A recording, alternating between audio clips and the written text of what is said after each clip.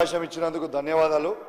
గౌరవ irrigation minister గారు సభలో ఉన్నారు కాబట్టి నా నియోజకవర్గంలో దాదాపు కల్వెల ప్రాజెక్ట్ అని నా పక్క నియోజకవర్గమైన మానకొండూరులో ప్రాజెక్ట్ ఉన్నప్పటికీ ఆ దానికి కింద నా నియోజకవర్గం సంబంధించిన వీణవంక మండల్ జమికుంట మండల్కి దాదాపు 5-6 వేల ఎకరాలకి నీళ్ళు వచ్చే ప్రాజెక్ట్. ఆ ప్రాజెక్ట్ని పోయిన జూలైలో 2023 జూలైలో తెగిపోయింది. ఆ తెగిపోయిన తర్వాత ఆ రోజు కలెక్టర్ గారిని రిక్వెస్ట్ చేసి ఎంబడబడి ఆ రోజు డిపిఆర్ వేసి 70 crores డిపిఆర్ కేసి ఆ డిపార్ట్మెంట్కి వచ్చింది. దయచేసి ఇరిగేషన్ మినిస్టర్ గారిని రిక్వెస్ట్ చేస్తా ఉన్నాను, అన్ని నియోజకవర్గాలకి 100 కోట్ల రూపాయలు మీరు ఇస్తున్నట్టు చెప్తా ఉన్నారు. దయచేసి మా నియోజకవర్గానికి కూడా ఖచ్చితంగా ఆ 70 కోట్ల రూపాయలతో శాంక్షన్ చేసి ఆ కల్వెల ప్రాజెక్ట్ ఇస్తే రైతులందరికీ కూడా లాభం అవుతుందని మీ ద్వారా గౌరవ మంత్రి గారిని కోరుకుంటూ సెలవు తీసుకుంటా ఉన్నాను. Thank you very much. గౌరవ పాయల్ శంకర్ గారు 1 minute కంప్లీట్. సార్ ఒకటే మంత్రి గారికి సార్ ధన్యవాదాలు సార్. ఒకటే నిమిషం మంత్రి గారికి ప్రత్యేకంగా మీ ద్వారా విజ్ఞప్తి సార్.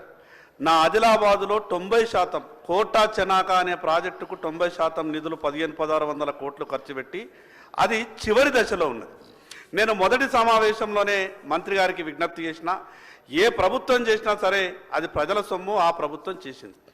మీరు బేచజాలకు పోకుండా 10% నిధులు విడుదల చేస్తే నా నియోజకవర్గంలో దాదాపు 65,000 ఎకరాలకు ఆయకట్టు సాగైతుంది. కాబట్టి రేపు దాన్ని పూర్తి చేస్తే మీ చేతులతోనే ప్రారంభోత్సవం చేయవచ్చు కదా. దయచేసి మంత్రి గారు ఒక విషయం ఏంటంటే సార్, మా ఆదిలాబాద్ వెనుకబడ్డ ప్రాంతం సార్. గతంలో ఆంధ్రప్రదేశ్ రాష్ట్రం ఉన్నప్పుడు ఈస్ట్ గోదావరి వెస్ట్ గోదావరికే నిధులు పోతున్నాయని అనుకుంటుంటే, మరి ఇప్పుడు ఈ రాష్ట్రంలో 3 జిల్లాలకు మాత్రమే పోతున్నట్టు రాష్ట్ర ప్రజలు అనుకుంటున్నారు. కాబట్టి మిగతా జిల్లాలను కూడా ప్రభుత్వం దృష్టిలో పెట్టుకోవాలా. మంత్రి గారికి మీ ద్వారా ప్రత్యేకంగా విజ్ఞప్తి, మాటిచ్చిండు మంత్రి గారు. మిగతా సభ్యులకు మంత్రి దగ్గరికి ఎప్పుడైనా పోయి చెప్పుకునే అవకాశం ఉంటుంది, మాకు మాత్రం మీ ద్వారా చెప్పేటటువంటి అవకాశం మాత్రమే ఉంటుంది. కాబట్టి దయచేసి మంత్రి గారు స్పష్టంగా ఈ విషయం మీద మీ ద్వారా సమాధానం చెప్పాల్సిందిగా విజ్ఞప్తి చేస్తున్నాను. Thank you sir. ధన్యవాదాలు అధ్యక్ష. ఈరోజు మా ఉమ్మడి నల్గొండ ప్రాంతానికి బునాదిగాని కాలువ, ధర్మారెడ్డి కాలువ, పిలాయిపేలువ కాలువకు ఒక పెద్ద మనసుతోటి ఇరిగేషన్ శాఖ మంత్రులు మా ఆలేరు జలదాత ఉత్తమ్ కుమార్ రెడ్డి గారు కేటాయించినందుకు ఆయనకు 2 చేతులు జోడించి మా ప్రజల పక్షాన ప్రత్యేక ధన్యవాదాలు తెలియజేస్తాం అధ్యక్ష. గతంలో కాంగ్రెస్ పార్టీ చేపట్టినటువంటి ప్రాజెక్టుల ద్వారా మా ఆలేరుకు నీళ్లు వచ్చేది ఉన్నా కానీ, అక్కడ తపాష్పల్లె కానీ, అక్కడ నవాపేట 10 ఏళ్ళ నుంచి ఒక చుక్క నీళ్ళు కూడా రాలేదు. ఒక దిక్కు అటు ఖమ్మం ఇటు నల్గొండ కొట్టుకపోయినా మా ఆలేరులో తాగునీరు కూడా సమస్య ఉంది అధ్యక్ష. మా ఇరిగేషన్ శాఖ మార్చులు మా పట్ల దయ, మా ఆలేరు భువనగిరి ప్రజల పట్ల దయించి మొన్న ఇక్కడ మల్లన్న సాగర్ కానీ, కొండపోచమ్మ కానీ, ఎల్లాకమ్మ పలారాశేయడం చెప్పినట్టుగా తపాష్పల్లి నుంచి కూడా నవాపేట నుంచి నీళ్లు వదిలి సుమారు మా ఆలేరులో 100 చెరువులు నింపిండి అధ్యక్ష. ఆ చెరువు నింపేందుకు మా ఉత్తమ్ కుమార్ రెడ్డి గారి మినిస్టర్కు ప్రత్యేకంగా ధన్యవాదాలు తెలియజేస్తున్నా. ఇంకొకటి అధ్యక్ష, ఇవి శాశ్వతంగా కావు.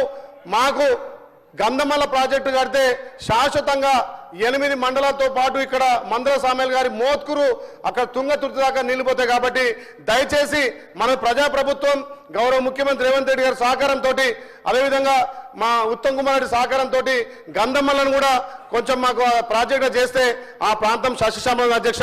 ఇంకొకటి అధ్యక్ష, ఏదైతే మిగిలిపోయిన కాలువలు అక్కడ మిగిలిపోయిన కాలువలు కొంచెం కంప్లీట్ చేస్తే రాజాపేట మండలం వెనుకబడ్డ మండలం అధ్యక్ష. ఒక 8 కిలోమీటర్లు కాలదవుతే 8 కిలోమీటర్ కాలదవుతే 12 చెరువులు నింతే అధ్యక్ష. మాకు తాగునీరుకు సాగునీరుకు ఇబ్బంది లేకుంటుంది. కాబట్టి దయచేసి మన ప్రజాప్రభుత్వంలో ఆ మిగిలిన కాలువలను కంప్లీట్ చేస్తే మా ఆలేరు సస్యశ్యామలం అవుతుంది. ఇప్పటికే మా ఆలేరు ప్రజలకు మా ఉత్తమన్న గారిని ఒక దేవుళ్ళకి వస్తున్నాం అధ్యక్ష. ఎండాకాలంలో కూడా ఇలా గోదావరి జలాలు ఆలేరు పాలించి ఆలేరు రైతుల కాలు గడిగే అదృష్టం నాకు కల్పించినందుకు ప్రత్యేకంగా మా ఇరిగేషన్ శాఖ మంత్రులు ఉత్తమ్ కుమార్ రెడ్డి గారికి ధన్యవాదాలు తెలియజేస్తూ, బునాదిగాన్ కాలువ, పిలాయిపేలువ కాలువ కూడా నిధులు కేటాయించినందుకు మా ఆలేరు ప్రజల పట్ల ప్రత్యేకంగా ధన్యవాదాలు తెలియజేస్తున్నారు. థ్యాంక్స్ అధ్యక్ష.